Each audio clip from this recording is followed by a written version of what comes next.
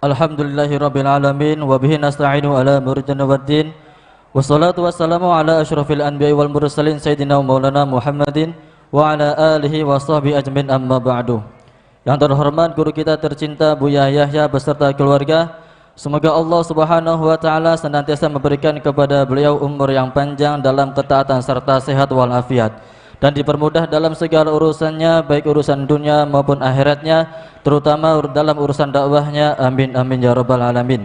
Dan yang tak lupa para hadirin jamaah Masjid Al-Bajah Tulungagung, segala puji bagi Allah Subhanahu wa taala atas segala nikmat dan karunia-Nya, sehingga pada kesempatan malam hari ini kita masih diberikan kemudahan, keistiqomahan untuk mengikuti majelis mulia, yaitu pembukaan Majelis Al-Bajah Tulungagung yang insyaallah akan diadakan rutin setiap bulan pada hari Rabu malam Kamis di pekan pertama, tentunya bersama guru kita tercinta Buya Yahya.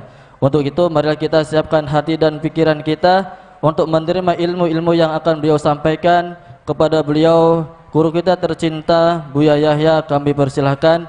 Shallu ala Nabi Muhammad, Shallu ala Nabi Muhammad, Udhkur salata ala Nabi Muhammad.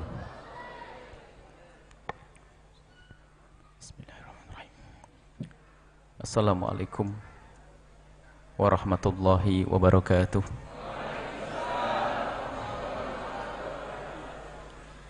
Alhamdulillah alladhi habbaba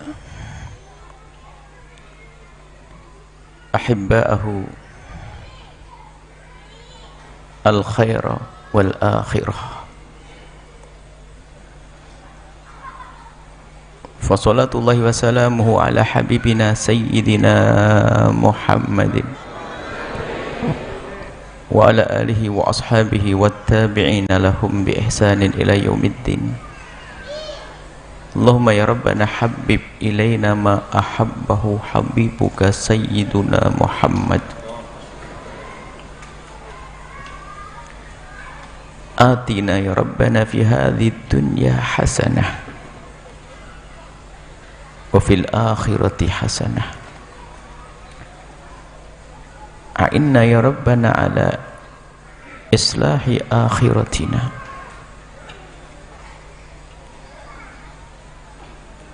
Waj'al ya Rabbana dunyana fiha khairat. A'inna ala dhikrik wa syukrik wa husni ibadatik.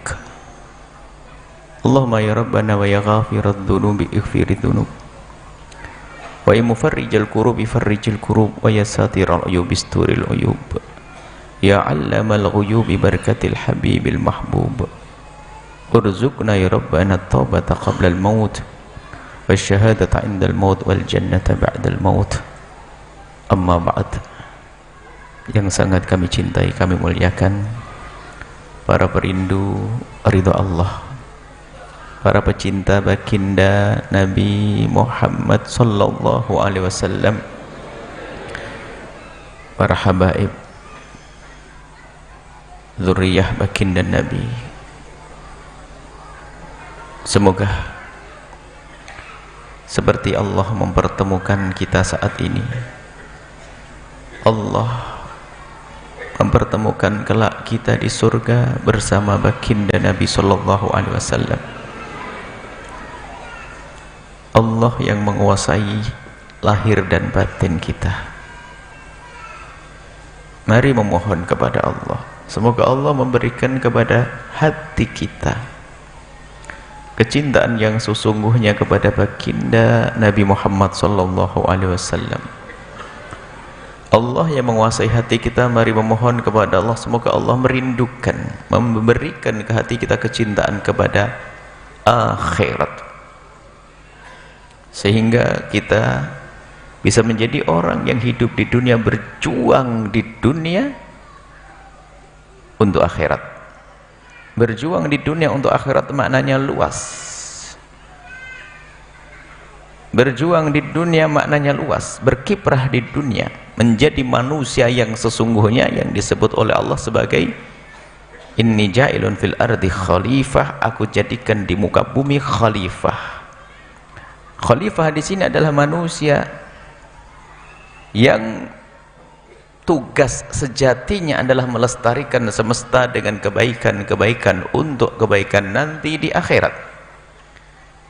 Maka di saat kita sudah tidak bisa mengemban kekhilafahan di dunia ini, yaitu melestarikan semesta, maka kita sepertinya bukan manusia lagi. Hanya gelarnya manusia tapi tidak mengemban tugas sejatinya, yaitu menjadi khalifah Allah di muka bumi, yaitu pelestari. Apa yang kita lestarikan? Yang kita lestarikan bukan hutan, yang kita lestarikan bukan perkebunan, yang kita lestarikan bukan bukit-bukit atau taman-taman.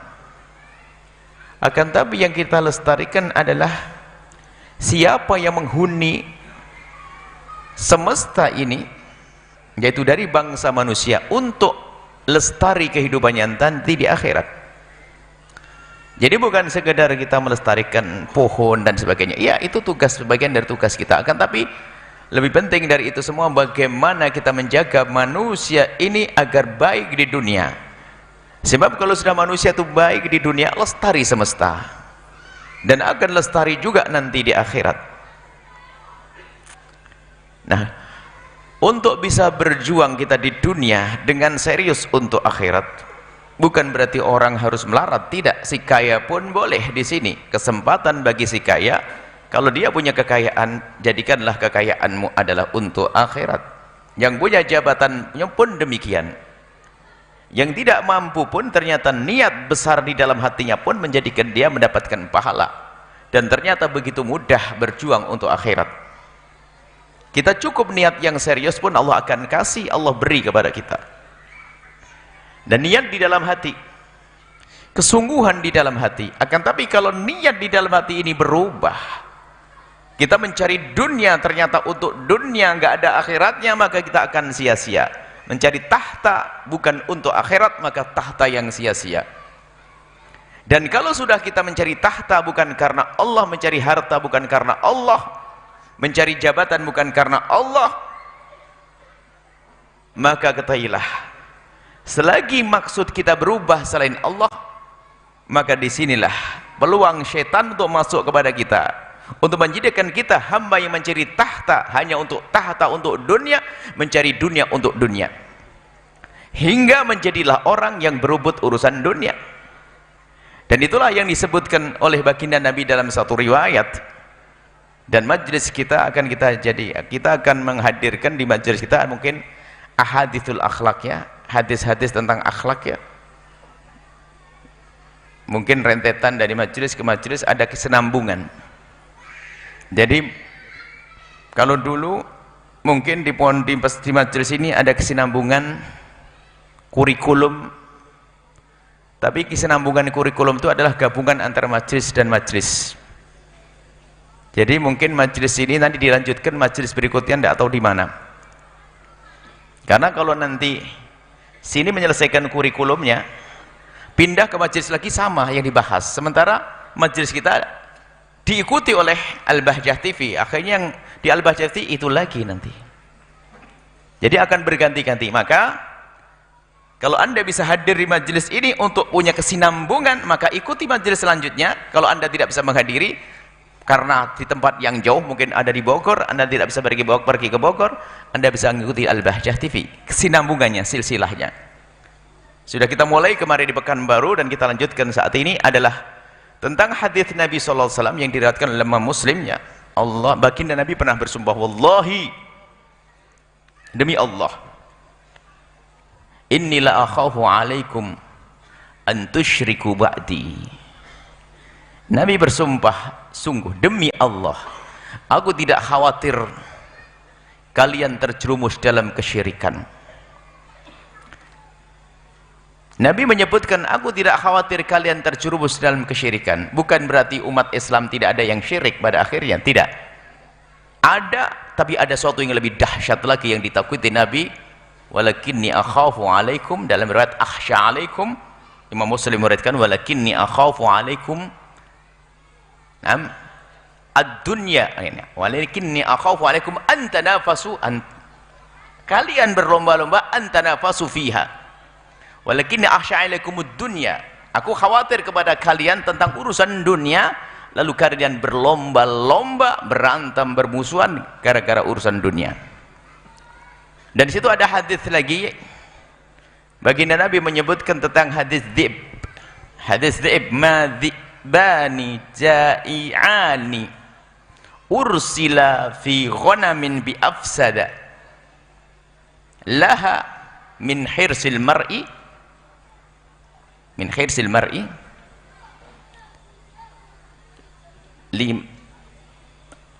tidaklah dua serigala yang dilepas di gerombolan kambing, tidaklah dia lebih merusak dibanding khirsil mar'i, dibanding dengan kerakusan seorang. Khirsi ala apa? Khirsi alal mal wa syarafi lidinihi. Tidak, kama qala Nabi. Jadi ada dua gambaran. Yang pertama adalah serigala, dua serigala lapar yang dilepas di gerombolan kambing. Dia akan merusak kambing. Karena begini, baginda Nabi kalau memberikan gambaran itu jelas banget. Serigala saja sudah seram. Satu serigala kalau lapar dilepas di gerombolan kambing, rusak kambing. Ini bukan satu serigala, dua serigala. Model serigala itu gaya rakusnya yang tampak. Jadi di mulutnya dia sudah gigit kambing, melihat lawan yang gigit juga dilepas, ngejar terus begitu, hancur itu kambing, gerombolan kambing. Itu serigala merusak kambing, tapi tidak ada apa-apanya dibanding tamaknya seorang manusia kepada harta dan tahta, kepada harta dan as-saraf itu adalah kemuliaan dunia sifatnya di situ, bukan kemuliaan akhirat. Orang rindu kemuliaan akhirat ini tahta. Makanya kalau orang sudah berebut dunia dan berebut tahta, lihat kalau sudah jahat-jahatnya ngalah-ngalahin serigala. Kemudian disebutkan para ulama, yaitu hubbud dunya ra'su kulli khati'atin. Ra'su kulli khati'atin, cinta dunia adalah sumber kesalahan. Memang itu bukan hadis. Jangan dikatakan itu hadis. Sebagian orang mengatakan qala Nabi, bukan, itu bukan hadis Nabi. Jangan biasa menisbatkan kepada Nabi yang Nabi tidak pernah berucap, itu adalah dusta. Cuman para ulama mengatakan maknanya benar ditinjau dari hadis-hadis yang lainnya. Mencintai dunia. Lah orang mencintai dunia yang seperti apa? Kita semua cinta dunia. Kalau mobil kita diambil, kita tidak rela. Kekayaan kita diambil, kita tidak rela. Bahkan baginda Nabi juga mengajarkan, hartamu hendaknya kamu jaga, keluargamu kamu jaga. Bahkan kalau ada orang meninggal karena menjaga hartanya, man mata duna malihi mata syahida. Kalau ada orang menjaga hartanya yang halal untuk kehidupan keluarganya, mau diambil orang lalu dia menjaga, mempertahankan sampai mati, mata syahidan, dia mati syahid. Kok seolah-olah bertentangan, ini menjaga harta sampai mati. Lalu apa yang disebut hubbud dunya tadi? Nah, ini orang salah memahami hubbud dunya. Cinta dunia itu bukan berarti orang tidak boleh punya dunia.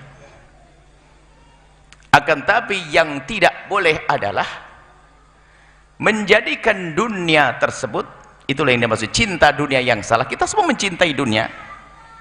Hubbiba ilayya min dunyakum zuyyina lin-nasi hubbus syahawati. Zuyyina lin-nasi hubbus syahawati. Disebutkan itu adalah tentang kekayaan, tentang harta. Dihiasi, kita kemudian senang kepada kekayaan, senang kepada ini. Tidak bisa dipungkiri kalau orang mengatakan aku nggak mau, Bu. Tetap kita mau. Karena apa? Di balik dunia kita akan menghidupi anak kita. Bahkan orang di balik dunia dia punya tanggung jawab mengurusi anak yatim yang ribuan, ratusan di sana. Lalu bagaimana memahami makna agar kita tidak hubbud dunia itu? Sederhana, satu catatan kecil saja, dibawa sampai pulang. Dunia, pertama, jangan kau mengambil dunia dengan cara yang haram. Itu syarat pertama. Dan itu pun belum sempurna. Kalau sudah orang mengambil dunia dengan cara yang haram, biarpun dia kata-katanya orang zuhud, ahli tasawuf, pergi ke Mekah setiap minggu, itu adalah hubbud dunya. Kenapa? Dia telah mengalahkan akhirat dengan dunia. Karena mengambil dengan cara yang haram adalah dosa, akan meninggalkan akhiratnya yang abadi. Maka pastikan bahwasanya bisnis kita adalah halal hari ini. Dan Allah Maha Kasih. Allah Maha Kasih. Siapapun yang saat ini diuji dengan usaha yang haram, jangan terpuruk. Yang penting jangan sombong dengan Allah dan jangan terpuruk. Kalau sombong kepada Allah lalu berkata, ah gitu aja kok susah, ini bakal nyungsep manusia ini.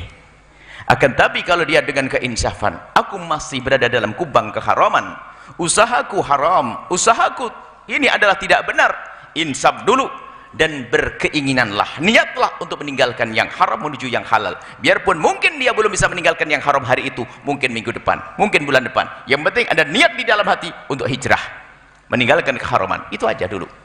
Ini syarat yang pertama. Baru orang itu biarpun dia mewah dengan kekayaan yang melimpah, dia tidak akan disebut sebagai hubbud dunya yang bakal sengsara di akhirat. Pastikan di saat kita mencari dunia ada dengan cara yang halal. Enggak kebayang seorang ustadz katanya di ahli surga ngajar kitab Ihya Ulumuddin, kitab tasawuf, tatanya Pak, rebutan kantin dengan adiknya yang sama-sama ustadz. Rebutan kantin. Ayo. Saya tidak bicara yang lain, kita mulai dari kelas ustadz dulu kan, paling tua atas. Bapaknya meninggal dunia, punya anak dua, ustadz muda semuanya. Bingung urusan dunianya, rebutan kantin pondok dia. Kalau ke orang awam, rebutan baris. Mana mungkin digelari dia pecinta akhirat, apalagi ngaku cinta Nabi. Wong umat Nabi yang saudaranya saja digiles, diinjek, direbut hartanya. Dia adalah pembohong kalau mengatakan dia pecinta Nabi, perindu Nabi. Kalau pecinta Nabi, perindu akhirat, dia melihat siapapun ada di kiri kanannya adalah, ini adalah tangga untuk menuju akhirat. Dia sadar ini saudaraku, dia tidak mampu, aku harus bantu. Bukan mengambil malahan. Maka koreksi diri saat ini. Kita pengen belajar serius deh, bukan hanya ramainya majelis, tidak. Dan yang perlu belajar adalah aku, bukan orang lain. Maka biasakan dalam belajar kita melihat diri kita sendiri, bukan ngoreksi orang lain. Kita pandai ngoreksi orang. Ustadz ceramah, bahkan kalau kita berbicara, kalau kita mendengar, hendaknya yang kita jadikan orang yang mengikuti pertama adalah kita sendiri, bukan orang lain. Kadang-kadang ustadz kulaan. Ustadz kulaan gimana? Hadir majelis begini tentang permasalahan, kebayang nanti untuk dia, untuk dia.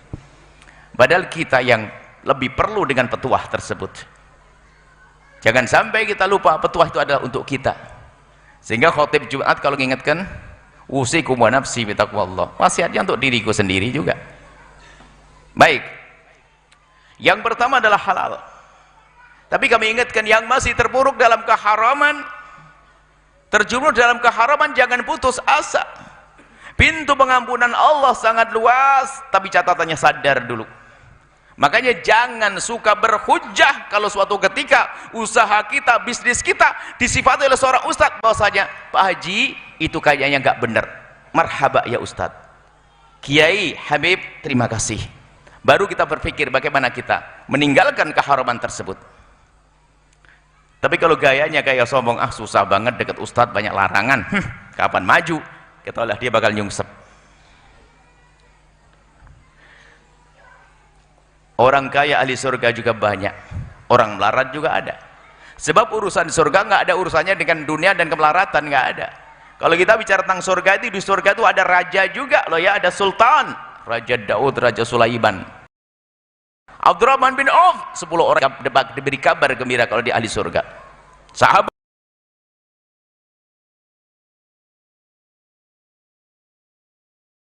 yang kaya raya, yang fakir banyak.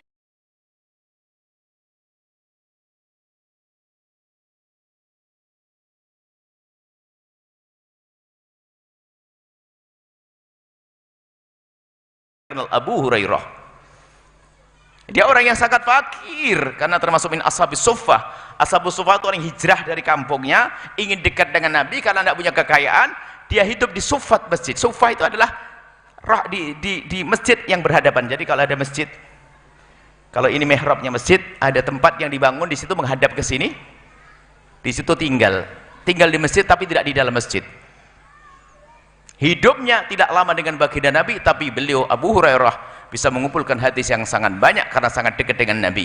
Setiap hari kelaparan. Ahli surga juga. Jadi nggak boleh ada yang terpuruk. Ada nasib buruk, sudah melarat juga sengsara di neraka. Karena apa? Dia tidak mampu, tidak meningkatkan kesabarannya. Akhirnya apa? Yaitu tadi, di rumah berantem dengan saudaranya, rebutan kursi, patah kaki, rebutan waris. Kerja pun nggak jujur, nyuri. Si kaya pun juga demikian, zalim. Nasib buruk dunia. Tapi ketahuilah, kalau orang selamat seperti ini, insya Allah ahli selamat semuanya. Di saat diberi Allah kekayaan, insya Allah menjadi orang yang kaya juga di akhirat, bukan hanya kaya di dunia. Maka syarat yang pertama agar kita tidak disifati sebagai orang yang hubbud dunia, pastikan usaha anda adalah halal. Dan untuk mengetahui halal haram itu ustadz. Kalau ustadz mengatakan itu haram atau tidak baik, pastikan anda tidak akan berontak. Kalaupun berontak, anda perangi hawa nafsu, istighfar yang banyak. Ya Allah, astagfirullah, kenapa kok saya tersinggung nih bilang begitu? Perlahan demi perlahan, lalu anda niat untuk hijrah. Anda niat untuk hijrah. Perlahan demi perlahan. Ada orang hijrah dari keharaman, ada yang seketika itu bisa hijrah, ada. Ada orang yang perlu waktu seminggu, ada sebulan, ada setahun, bahkan mungkin 10 tahun. Maka kalau kita sudah berniat hijrah, kalau seketika itu meninggal, semoga panjang umur semuanya. Kalau sudah niat, dan niat yang tahu Allah, bukan pura-pura saya pengen hijrah ya Allah astagfirullah, tapi hatinya nggak niat, hanya action saja biar dibilang kelompok ahli hijrah, karena sudah ikut grup hijrah. Sebab kalau sudah masuk grup hijrah, kayaknya orang pada menghormat saya, ini hijrah, hijrah. Hati yang dilihat oleh Allah, ketulusan di dalam hati kita. Yang penting kalau dia sudah mengakui bahasanya itu adalah salah, kemudian rindu untuk berbenah, itu sudah niat hijrah dan sudah Allah nilai. Kalau mati saat itu sudah diampuni dosanya. Yang pertama adalah pastikan usaha kita ini adalah halal, sekecil apapun, apalagi gede. Makanya ada orang kelihatannya pengen memakmurkan urusan akhiratnya. Wah, mungkin dia rindu berbuat baik urusan akhirat, dia rindu berderma sana sini, fakir miskin, yatim piatu, bangun masjid, musola dan sebagainya, tapi dia tidak pernah berpikir tentang usahanya. Dia tidak pernah berpikir tentang usahanya. Yang penting dapat duit untuk sedekah. Sedekah untuk apa ya Ustadz? Ya Pak Haji, saya pengen dapat surga. Harammu itu menghantarkan ke surga atau tidak? Oh, dia usahanya haram. Tapi kalau tidak begini, siapa yang bakal bantu nanti? Tambah dosa lagi, ente sombong. Memang yang menyelesaikan urusan ini harus ente. Kok sombong banget? Wah, kalau tidak dari saya, nanti siapa yang ngurusi masjid itu? Siapa yang ngurusi pesantren? Ajib, kok sombong banget? Memang sebelum ada ente, nggak ada yang bisa ngurusi. Jadi sudah ngambil yang haram, sombong lagi. Kalau memang tidak punya, tidak membantu, tidak dosa, dan niat saja sudah dapat pahala. Itu jauh lebih bagus daripada memaksakan untuk mengadakan dunia untuk membantu tapi dengan cara yang haram.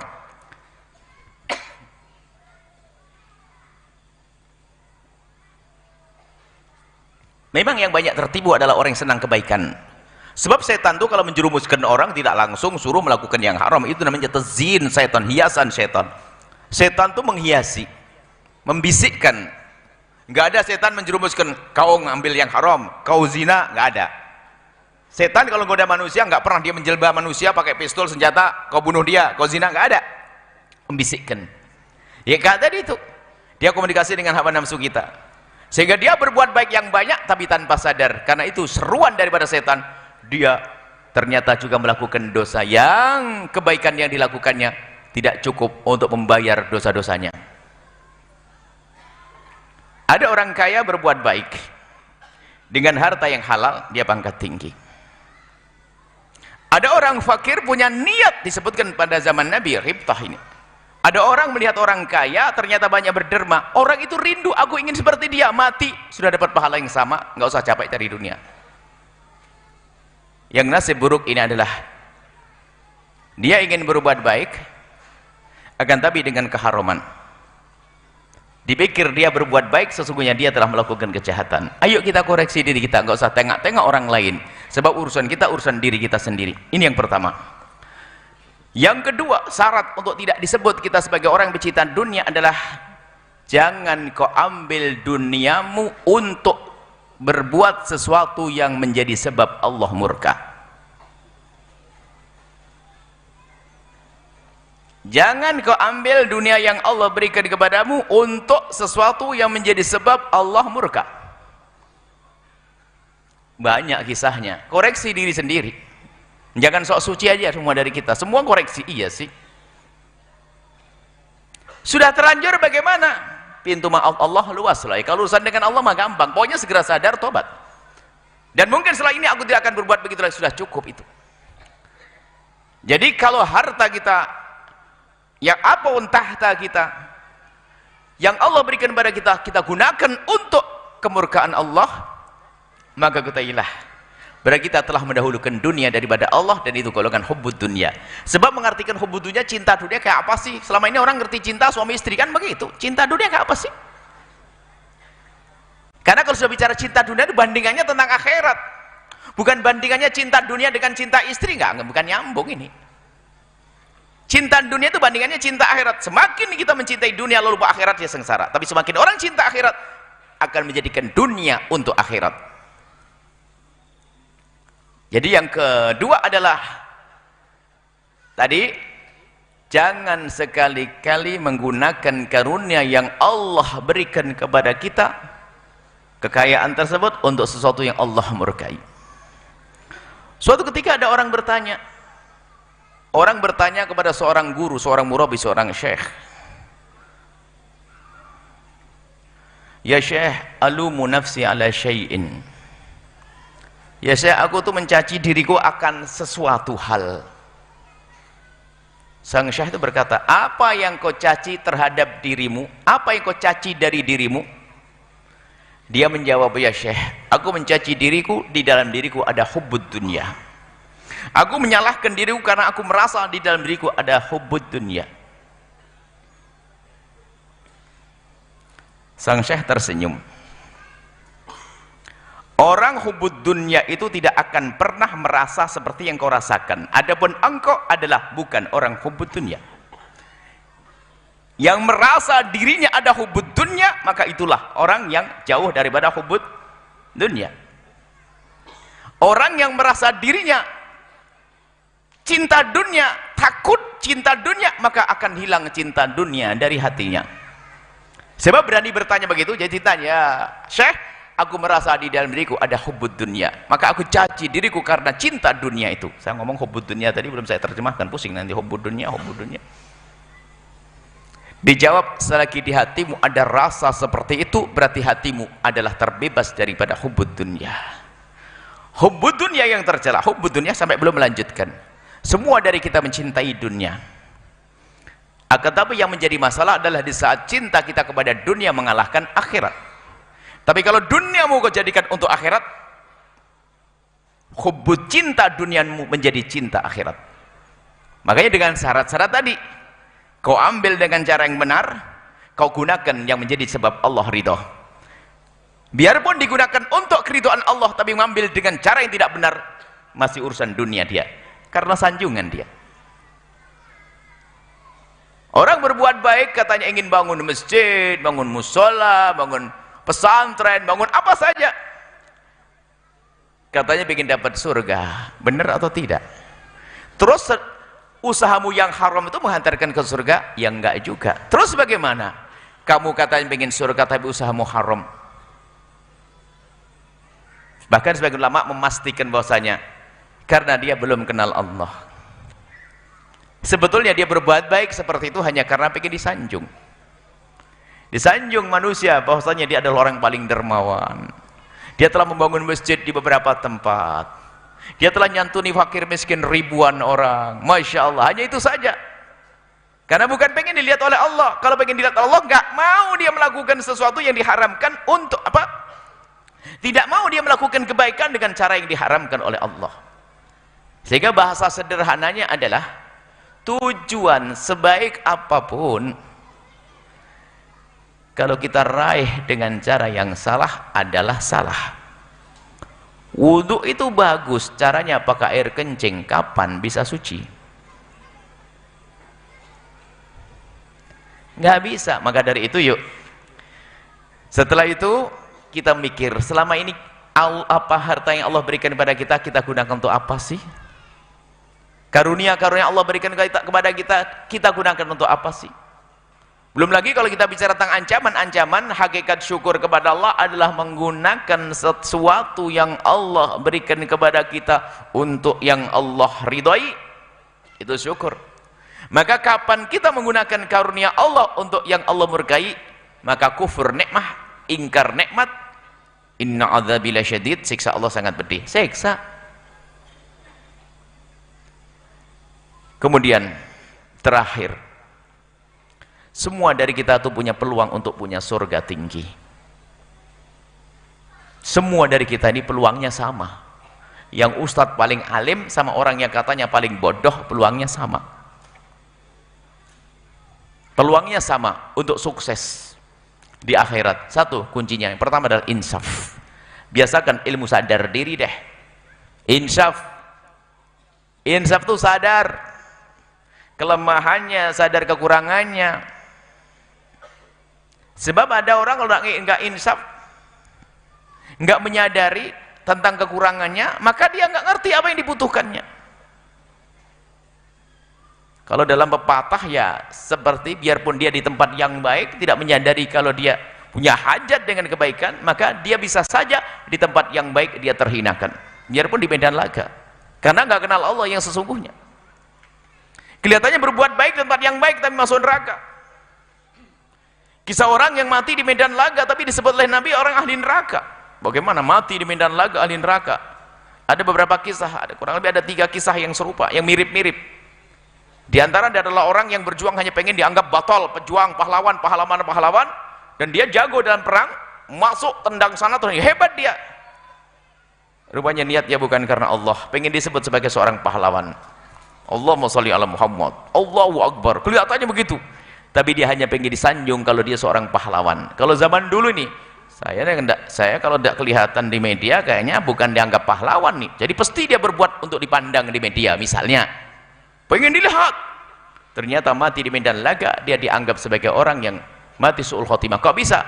Rupanya karena kesombongannya dia, dan dia terluka, dia tidak bisa menahan rasa sakitnya, kemudian dia bersandar dengan pedangnya ke perutnya, lalu menusuk diri dan meninggal dunia, bunuh diri.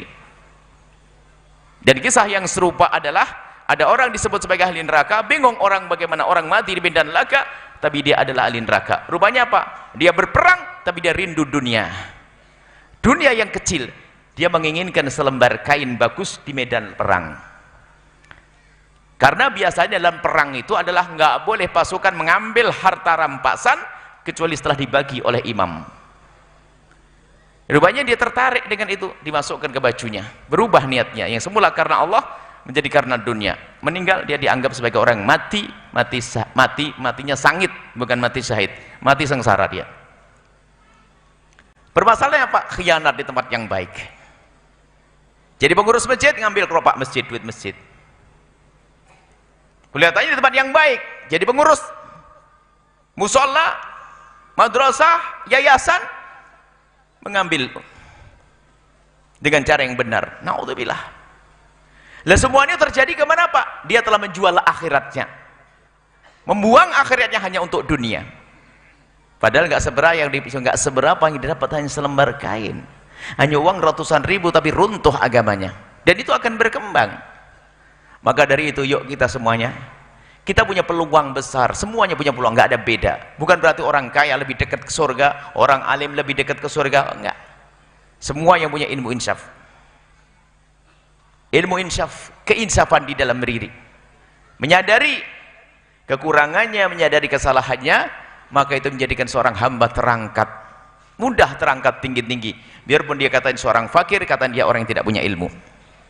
Makanya karena dia insaf, tidak punya ilmu, dia hadir ke pengajian. Dan dihadir ke pengajian pun bukan karena untuk ilmu saja, karena di majelis ilmu itu ada keberkahan, ada pengampunan yang Allah janjikan melalui lisan Nabi.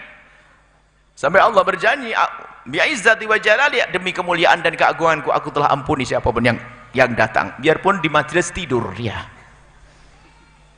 yang penting tidak ganggu temannya.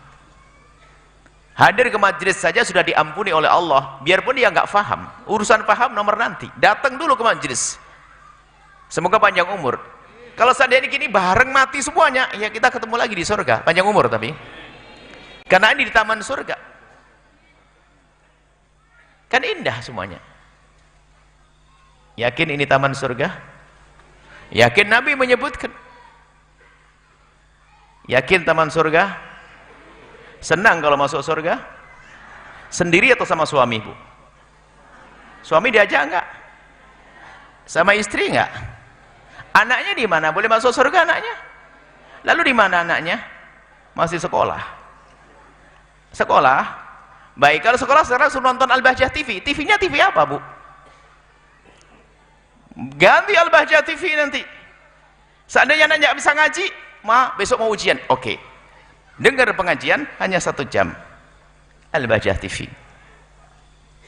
Wah, ini repot banget. Ya memang dikejar kalau pengen giring orang harus begitu, dikejar semuanya. Pokoknya nanti saya di hadapan Allah sudah tidak ditanya lagi. Kamu mengadakan isi pengajian tok, yang di rumah nggak keseru. Sudah ya Allah. Saya sudah gembar-gembor ada Al-Bahjah TV nggak mau beli. Oh sudah, saya tidak dimarahi lalu. Bukan masalah belinya, nggak mau dapat. Saya sudah menyampaikan, jadi pesan harus sampai. Peluang besar kita semuanya bisa. Kemudian apa lagi?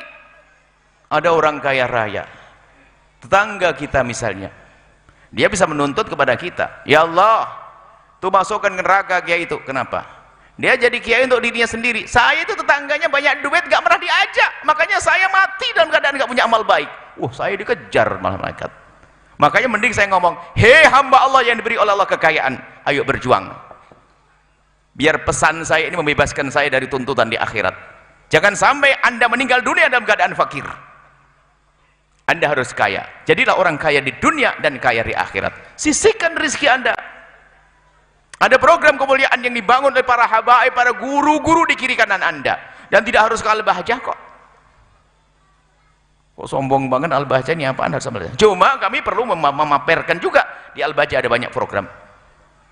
Kita ada program pondok pesantren dengan bermacam-macam. Ada pondok tahfidzul Quran, ada pondok salafnya pesantren salam tafakuh, ada pondok formalnya dan sebagainya. Ada pengkaderan. Dan juga ada media, stasiun radio banyak. Pondok pesantren di mana-mana.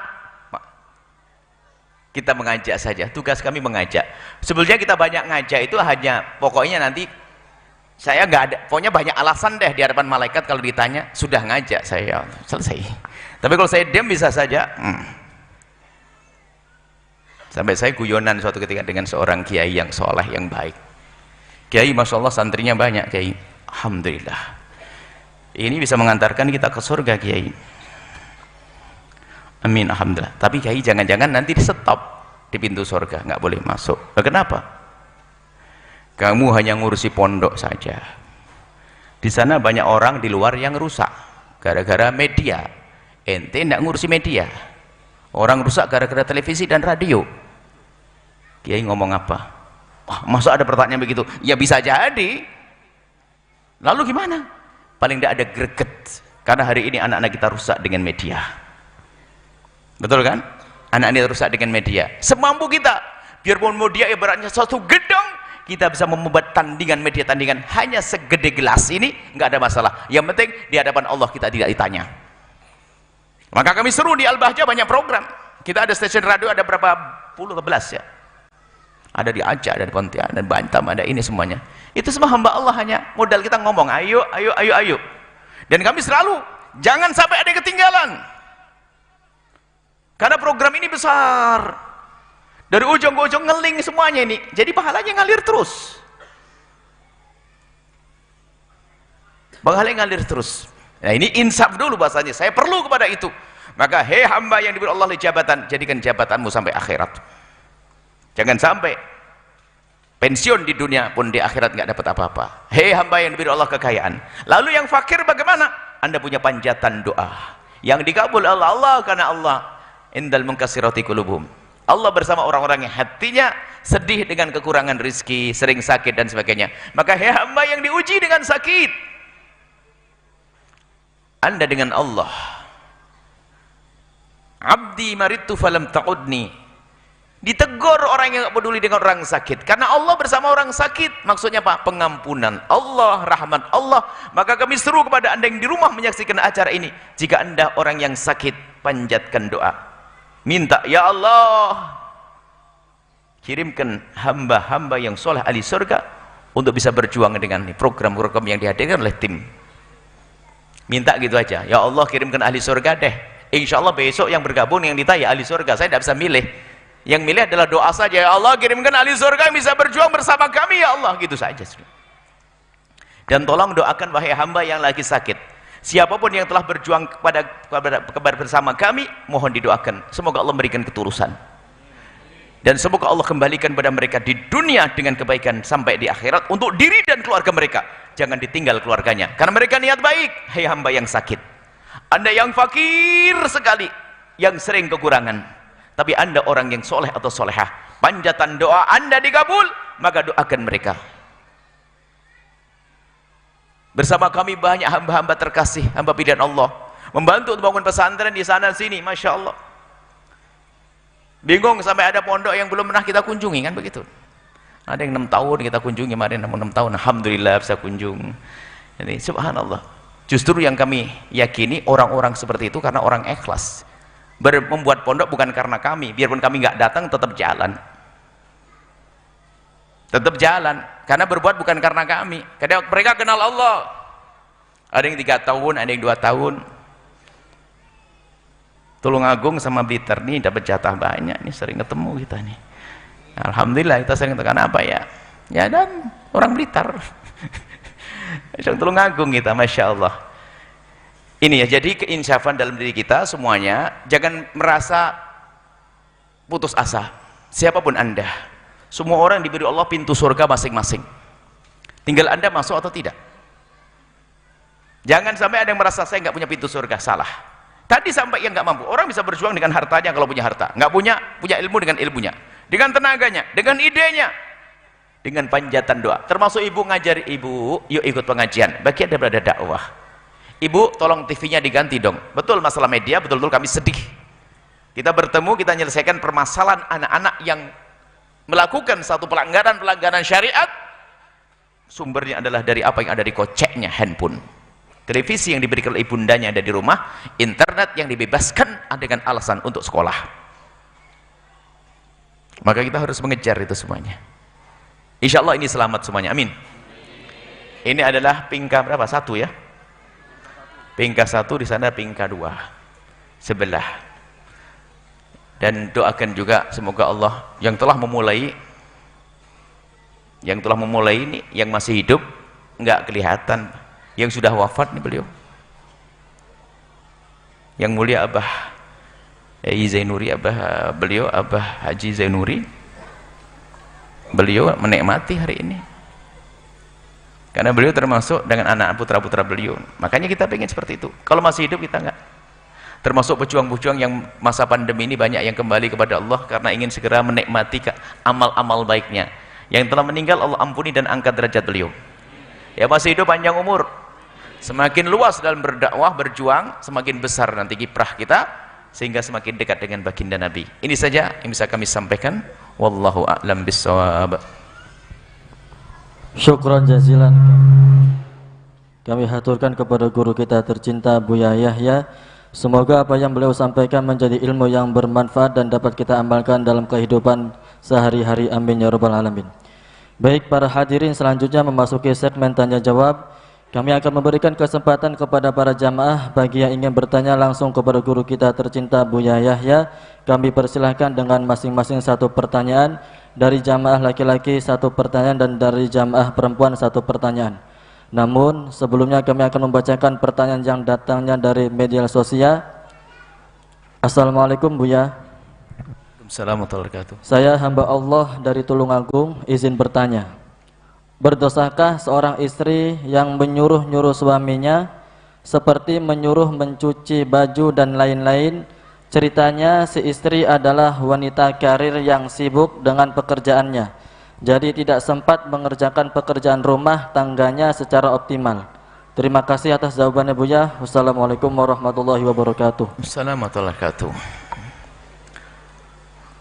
Pertanyaan yang lebih didahulukan, kalau kita jawab isinya nanti, kalau kita langsung menjawab pertanyaannya kita tidak sampai kepada tujuan. Sekarang pertanyaannya adalah, bolehkah seorang wanita jadi wanita karir dulu itu? Sebab kalau kita ngomong ininya nggak pakai syarat wanita karir, jadi semua orang boleh jadi wanita karir, soal begitu nanti. Jadi kita jawab dulu, apakah boleh seorang wanita menjadi wanita karir? Wanita karir itu yang berkiprah dalam urusan dunia untuk mencari rizki dan sebagainya. Apakah boleh? Jawabannya adalah boleh, tentunya dengan syarat. Dan indah boleh. Dengan syarat yang pertama harus ada restu, izin dari suaminya. Izin yang benar. Bukan izin yang menakutkan. Bang, rizkimu itu sedikit, izinin ya saya kerja. Ngomongnya begitu ya pasti ngizini. Ya iya, ngomongnya begitu. Itu mau ngizin, minta izin kurang ajar, maksa halus tuh. Izin, minta tolong abang, minta pendapat abang. Mohon diistikharoi. Kalau seandainya saya kerja bagaimana abang? Saya kasih tempo 3 hari. Bener bang, abang ngomong apa saja jawabannya oke. Tapi ini perempuan yang bener bang, kan kata Buya harus izin ya. Kalau dari izin siapa ngasih makan anak-anak? Kalau dari izin, serem banget, minta izinnya ngancam. Awas kalau ada yang begitu, hati-hati. Dia tidak minta izin, ya maksa halus. Ya suaminya memang ekonomi kurang, kenapa? Ya. Baik, yang pertama izin. Yang kedua, pastikan bahwasanya pekerjaan yang dilakukan tidak akan merusak atau menghilangkan tugas yang lebih penting lagi.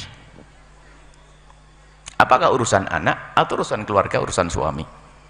Jika urusan suami mungkin sangat mudah, tinggal suami rela atau tidak, kan begitu.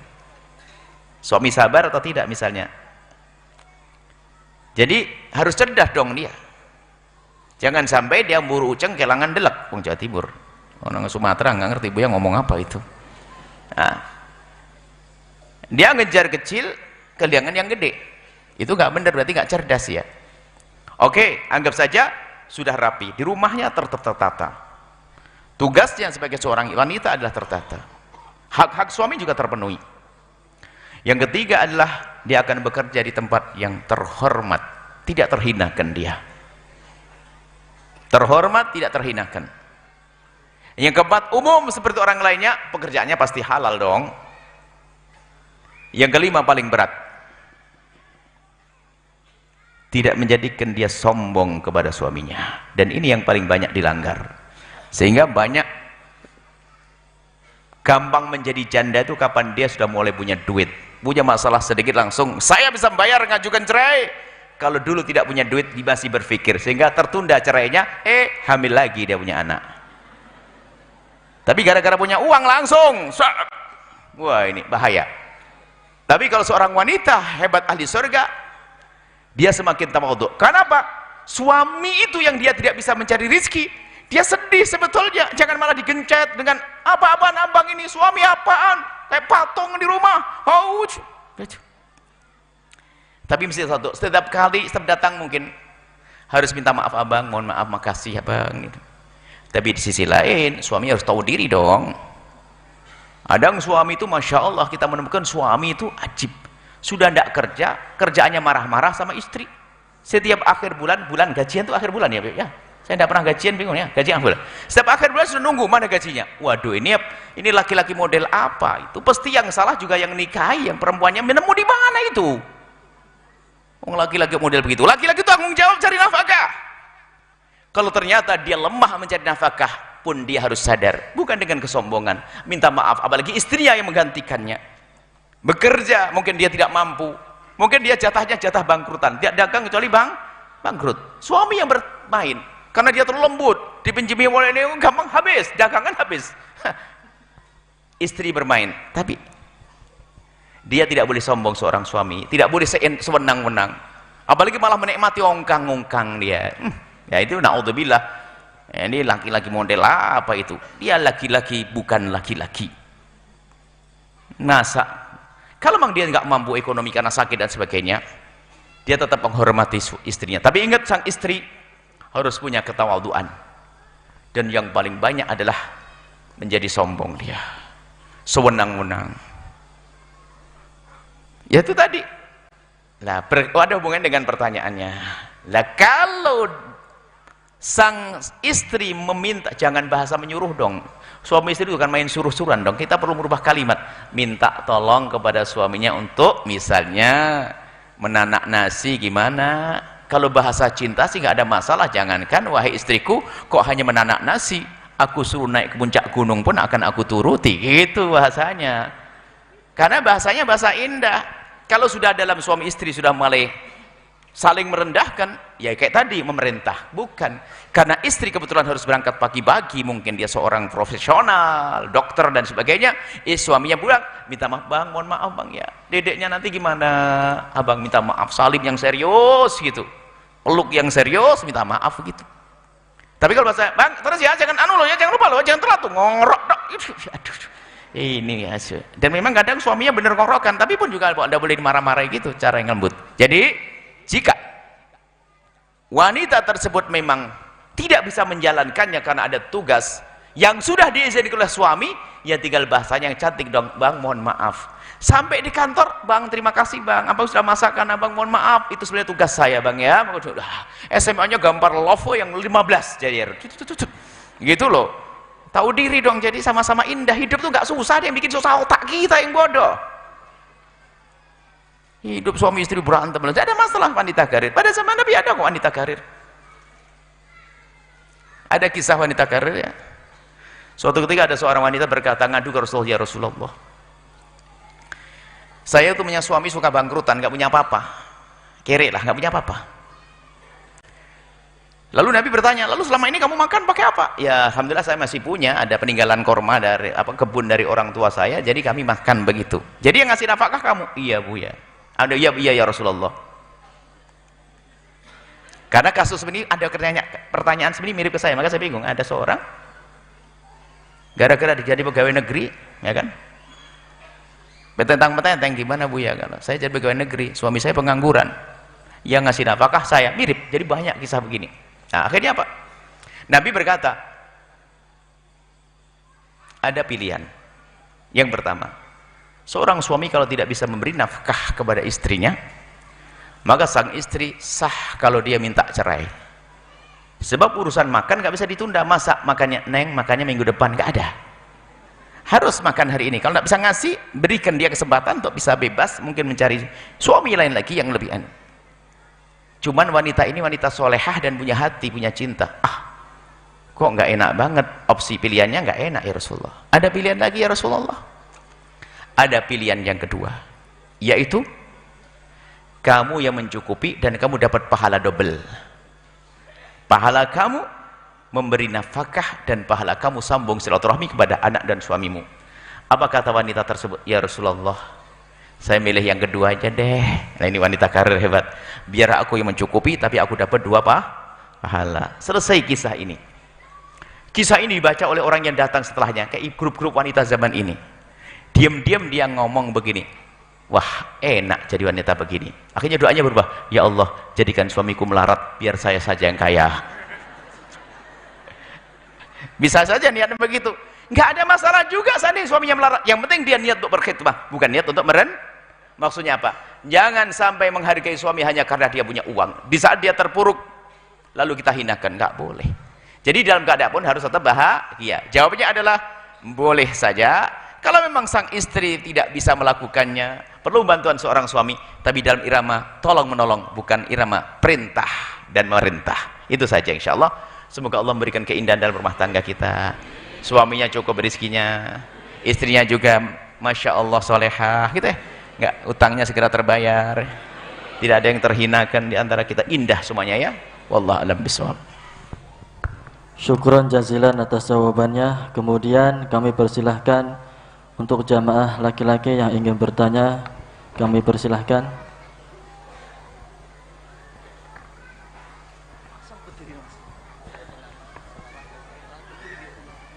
Assalamualaikum warahmatullahi wabarakatuh, Buya. Assalamualaikum warahmatullahi wabarakatuh. Nama saya Ketut ya, dari Tulungagung. Saya mau tanya Buya, kan di dalam Al-Quran itu kan ada tanda sajadah. Itu kita kan diberikan opsi. Yang pertama adalah sujud tilawah, dan yang kedua adalah membaca sesuatu yang bisa mengganti itu. Pertanyaannya seperti ini Buya, yang manakah yang lebih utama, dari sujud tilawah atau kita membaca bacaan untuk mengganti sujud tilawah itu sendiri? Mungkin itu saja Buya yang bisa saya sampaikan. Assalamualaikum warahmatullahi wabarakatuh. Assalamualaikum warahmatullahi wabarakatuh. Yang diutamakan adalah sujud tilawah, dan itu yang diajarkan Nabi, yang dicontohkan baginda Nabi, dan disebut oleh para ulama bahwasanya jika tidak bisa sujud tilawah adalah baca subhanallah alhamdulillah walau 3 kali. Itu tidak bisa menggantikan, hanya agar dia punya kesadaran kalau dia telah tidak melakukan sesuatu yang hendaknya dilakukan, ya, menunjukkan penyesalannya saja. Ya nggak bisa dong sujud tilawah. Dan sujud tilawah itu tidak harus orang yang membaca. Anda dengar orang baca Al-Quran langsung lewat ayat sajadah, Anda boleh sujud. Jika Anda dalam sholat membaca, Anda sujud. Jadi sujud tilawah itu boleh orang sujud tilawah dengan sujudnya sendiri, dan di saat itu baik di dalam sholat atau di luar sholat. Ada orang sujud tilawah karena sujudnya orang lain dibagi 2. Kalau memang dia sujud tilawah karena imamnya sujud, maka dia harus ikut. Tapi kalau dia dalam keadaan sholat dengar orang Al-Quran baca Al-Quran, dia bukan di imamnya, ya nggak usah sujud, dia lagi sholat. Nah, seperti itu. Jadi sujud tilawah hendaknya kita membiasakan sujud tilawah. Ini adalah keutamaan dan sudah ada tandanya. Jadi nggak bisa dibanding dong dengan penggantinya tadi. Penggantinya tidak adalah untuk menunjukkan kalau dia adalah tidak bisa melakukan sujud tilawah, atau mungkin dia malas. Bukan itu, nanti jadi langganan dong, itu sujud dong sebentar, ya. Wallahu a'lam bishawab. Syukron jazilan atas jawabannya. Kemudian bagi para jamaah ibu-ibu yang ingin bertanya kepada guru kita tercinta Bu Yahya, kami persilahkan.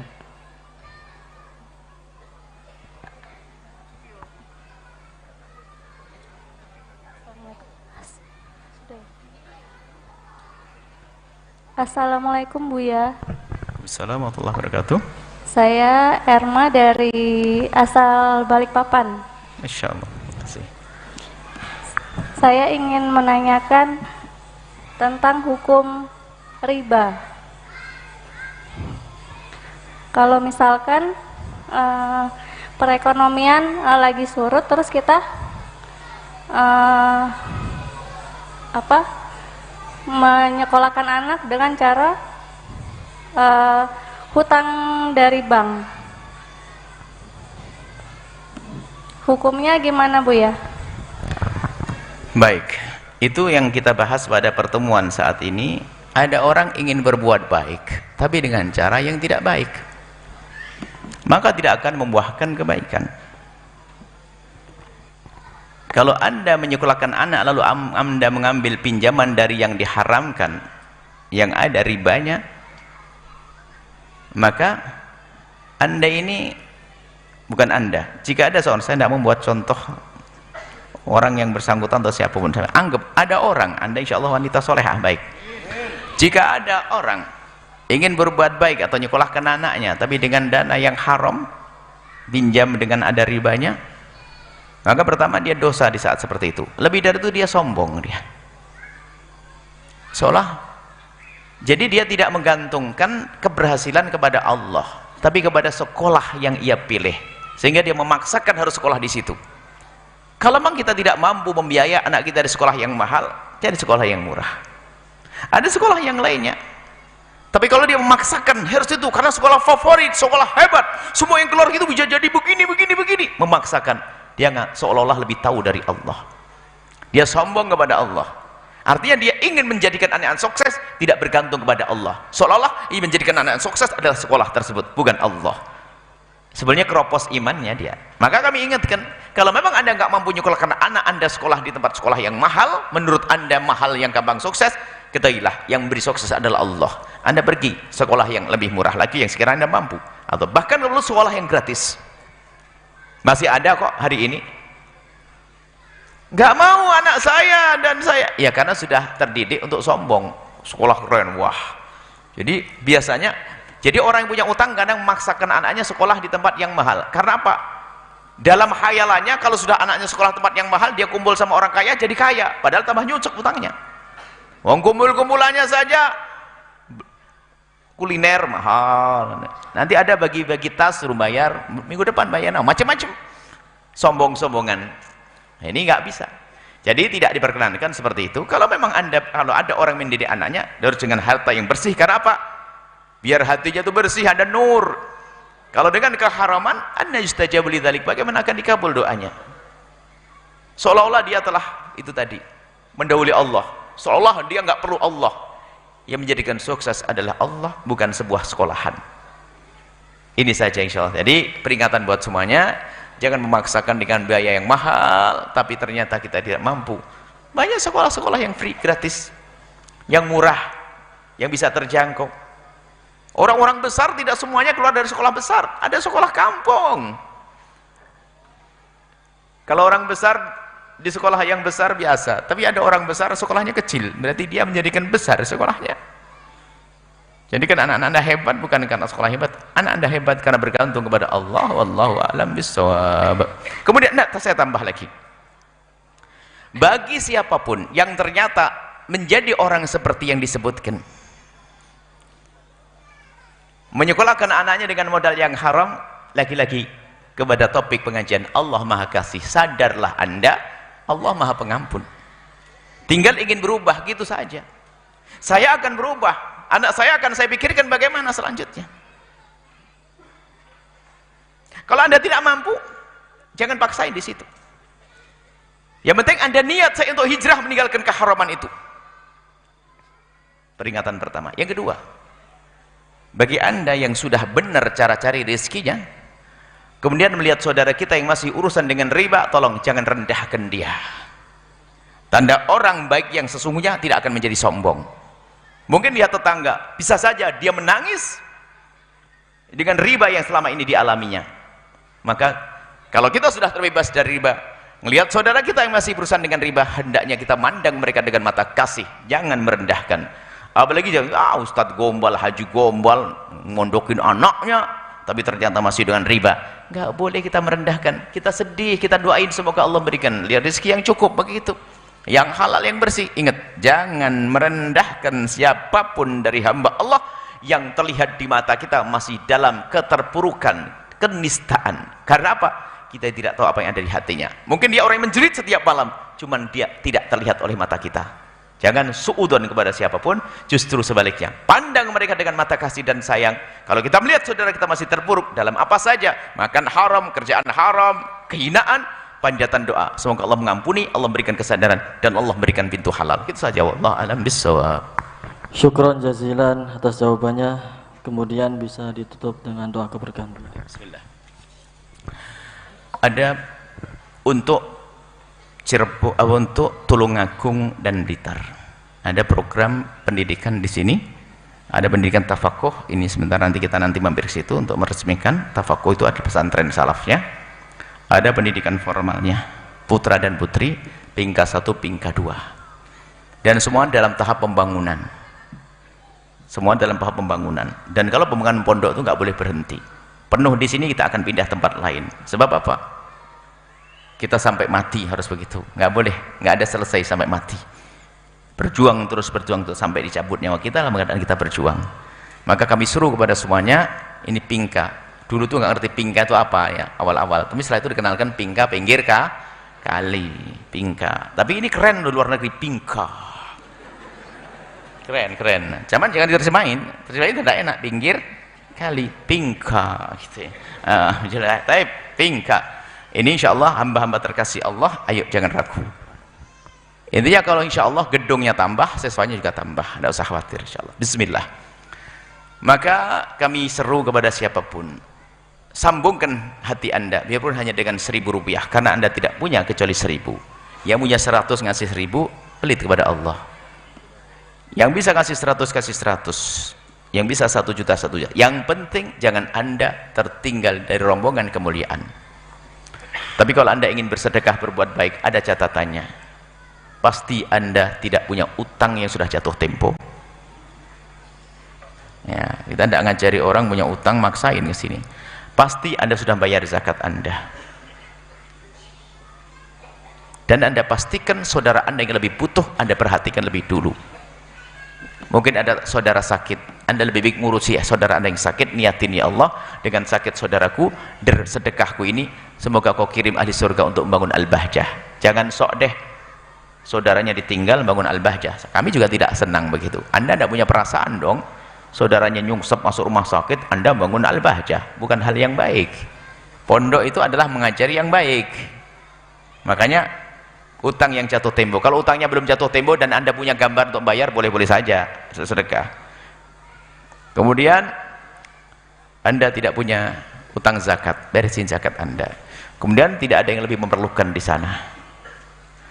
Kemudian yang lain, bagi yang jamaah baru, bagi yang sudah punya ikatan dengan habaib atau kiai-kiai, punya guru dan biasa berderma ke sana, lanjutkan. Jangan Anda memutus yang di sana lalu pergi ke sini. Itu hawa nafsu. Kita juga tidak mau. Ingat, yang sudah punya ikatan dengan guru-guru di kampungnya, lanjutkan, karena itu juga pintu surgamu. Kalau mau ke sini, bonus tambahannya. Yang nggak benar adalah Anda putus di sana, Anda tertipu oleh setan. Saya ingin berderma di al-bahjah, hawa nafsu, nggak diterima juga. Maka yang indah adalah Anda tetap sambung di sana, di sini adalah bonusnya. Di sana tidak dikurangi, plus berarti Anda naik pangkat dong. Semula berjuang di satu tempat menjadi berjuang di dua tempat. Tapi kalau Anda meninggalkan guru yang di sana pergi ke sini, itu hawa nafsu. Kalau seandainya saya tahu hati Anda, sudah saya tutup dari gerbang sana, nggak boleh masuk. Cuman saya nggak tahu hati Anda, maka saya peringatkan saja. Seperti itu. Karena kita ingin cari surga. Kita bukan rebutan donatur. Kalau saya ngelihat orang kaya kok sudah berbuat baik di tempat sana, alhamdulillah, biarpun nggak bantu pondok ini, tujuannya kan biar dia selamat. Kita bukan rebutan donatur. Makanya ustadz rebutan donatur, ini ustadznya nggak bener nanti malahan. Donatur sini aja, jangan di sana, sini. Wah, ini adalah dagang aja nggak bener, ya enggak? Dagang orang mau beli jambu ke sebelahnya, sini aja, ini jahat. Ini harus begitu. Bahkan seharusnya ustadz dengan ustadz saling mendukung, bukan saling gembosi, saling menjatuhkan. Insyaallah ahli surga semuanya. Baik. Nah, di mana saya harus nyalurkan? Bisa langsung ini pembangunan tingkat 2 ini ada pemakaran belum dan sebagainya. Yang sudah bergabung syukurlah kepada Allah, yang belum jangan ragu, cepat langsung ke Bank Syariah Indonesia, nomor rekening 75122222077 atas nama Yayasan Al-Bahjah Tulungagung. Kemudian yang merasa ibu-ibu dan adik-adik yang solehah, kakak-kakakku yang solehah, besok majelis ibu-ibu dengan Umi Fairuz di Pingka 2 di sana, sini juga satu kan, Pingka 2. Wah, ini beda, putri sana, putra sini. Umi besok di Pingka 2 Kamis, tanggal berapa itu? 6 Muharram. Besok, pokoknya besok aja deh ya. Besok jam pukul berapa? Pukul 13, habis sholat duhur, habis Anda nyuapin suami, berangkat langsung. Ada ya? Langsung masih ada waktu. Kalau nyuapin suaminya juga ada pengajian, mana buku pengajian, suaminya pengen disuapi, nggak ada. Ini ada ngomong, saya tidak pernah nyuapin suami, Bu. Mulai besok nyuapin suami sebelum berangkat, insyaallah ya. Langsung suaminya ngomong, dianterin suaminya, nganterin suaminya. Setelah itu apa? Kok bangunannya belum jadi? Wah, tak beresin nanti. Wah, ini istri ahli surga gara-gara nyuapin suami. Bismillah. Besok ya. Kemudian majelis Ahad pagi ya, di sini dengan Habib Hasan Segaf. Ahad pagi, majelis Ahad pagi sudah dibuka rutin, Bib ya, insyaallah. Bismillah. Dan Habib Hasan di sini juga hadiri insyaallah. Yang kita cari adalah kemuliaan. Berbanyaklah hadiri majelis, maka Anda akan mendapatkan kemuliaan dari Allah Subhanahu wa taala. Pukul 6 sampai pukul 7, 1 jam insyaallah. Bismillah ya. Kita tutup dengan doa. Bismillahirrahmanirrahim. Alhamdulillahirabbil alamin. Allahumma shalli ala sayyidina Muhammad wa ali sayyidina Muhammad. Allahumma ya Allah ya Rahman ya Rahim, pandang kami dengan kasih sayang dan cinta dari-Mu ya Allah. Berikan kepada kami segala kebaikan di dunia dan di akhirat. Ya Allah, Engkau Maha Tahu. Yang datang ke tempat ini, yang mendengar suara ini, yang menyaksikan acara ini adalah hamba-hamba yang di hatinya ada kerinduan kepadamu ya Allah, kecintaan kepada kekasihmu Nabi Muhammad. Mereka ingin selamat ya Allah, maka selamatkan ya Allah mereka. Maka kami mohon ya Allah, jika ada di antara mereka ada hamba-Mu yang kerjaannya masih haram ya Allah, akan tapi mereka telah Kau giring ke tempat mulia ya Allah, maka muliakan kelak di surga, ampuni dosa-dosa dan kesalahannya, ganti dengan rizki yang halal penuh berkah ya Allah. Yang masih berurusan dengan riba, kami mohon ampuni dan berikan kesadaran ya Allah, dan berikan kepada mereka modal yang halal, bersih, lebih banyak, lebih berkah ya Allah. Dan kami mohon ya Allah, yang sempit rizkinya kami mohon lapangkan rezeki mereka dengan rezeki yang halal penuh berkah ya Allah. Dan kami mohon jadikan dunia di tangan kami, jangan kau jadikan dunia di hati kami ya Allah. Mudahkan urusan dunia untuk kami, agar kami ya Allah, yang akan kami jadikan untuk kemakmuran di akhirat kami ya Allah. Kami mohon ya Allah, ya Allah, jangan sampai ada di antara kami hamba yang tertipu dengan dunia ini ya Allah. Kami mohon ya Allah, siapapun yang saat ini kau karuniai kekayaan ya Allah, jadikan mereka orang kaya di akhirat ya Allah. Jangan sampai mereka tertipu dengan kekayaan. Yang punya jabatan ya Allah, mudahkan mereka untuk menggunakan jabatan mereka untuk mendekat kepadamu ya Allah. Dan kami mohon wujudkan keindahan dalam rumah tangga kami ya Allah, suami istri yang saling mencintai karenamu ya Allah, dengan anak yang soleh solehah yang dibanggakan oleh kekasihmu Nabi Muhammad. Yang belum menikah dan punya hajat untuk menikah ya Allah, jaga kehormatan mereka, kemuliaan mereka, dan mudahkan mereka untuk mendapatkan pasangan orang-orang mulia yang kau muliakan, yang menjadi sebab mereka mulia dan berjaya di dunia hingga di akhirat ya Allah. Dan kami mohon ya Allah, anak-anak kami jaga mereka, jadikan mereka anak-anak ahli surga dimanapun mereka berada ya Allah. Jika ada di antara yang hadir mempunyai anak yang jauh darimu ya Allah, jauh dari kemuliaan anak, tapi ibundanya atau ayahandanya telah datang ke tempat mulia, maka muliakan anak tersebut.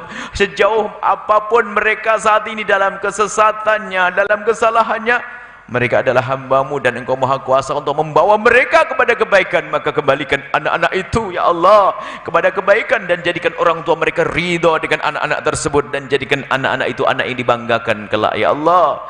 Kami mohon ya Allah, mudahkan kami dalam mendidik anak-anak kami ya Allah.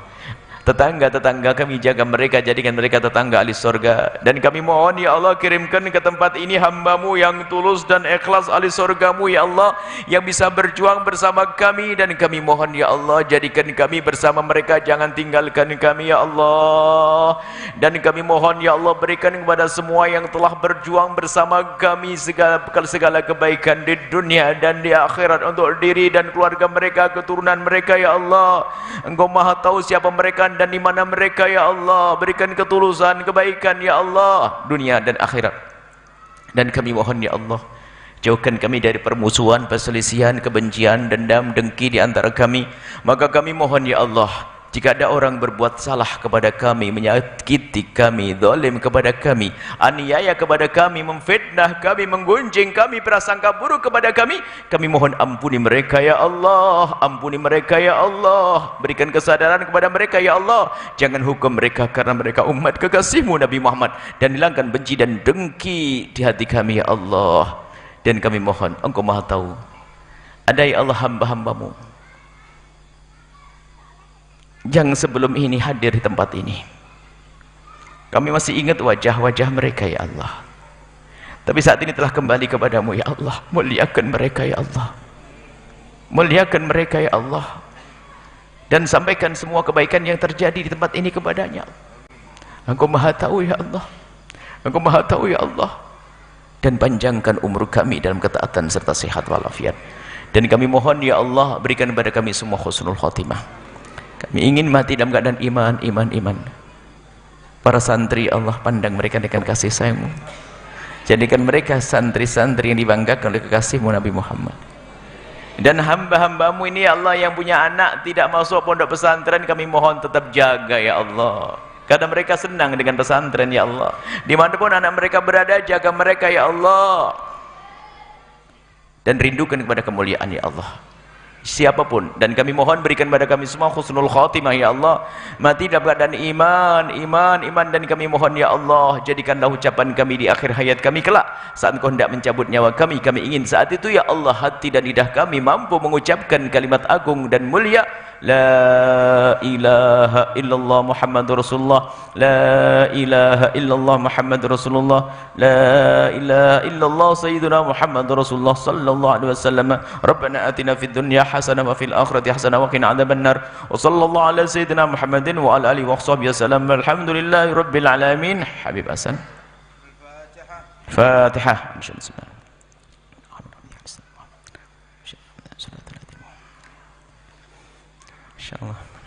Makasih dan mohon doa selalu ibu-ibu besok dengan Umi insyaallah. Syukran. Assalamualaikum warahmatullahi wabarakatuh. Waalaikumsalam warahmatullahi wabarakatuh. Demikianlah majelis kita pada malam hari ini. Kemudian acara selanjutnya prosesi peresmian Gedung Nur Muhammad yang akan diresmikan langsung oleh guru kita tercinta Buya Yahya. Akhirnya kami selaku pembawa acara mengucapkan syukron jazilan atas perhatian Anda. Marilah kita tutup majlis pada malam hari ini dengan pembacaan doa kafaratul majlis. Subhanakallahumma bihamdik asyhadu an la ilaha illa anta astaghfiruka wa atubu ilaik. Dihimbau kepada jamaah laki-laki agar bisa menyaksikan prosesi peresmian Gedung Nur Muhammad.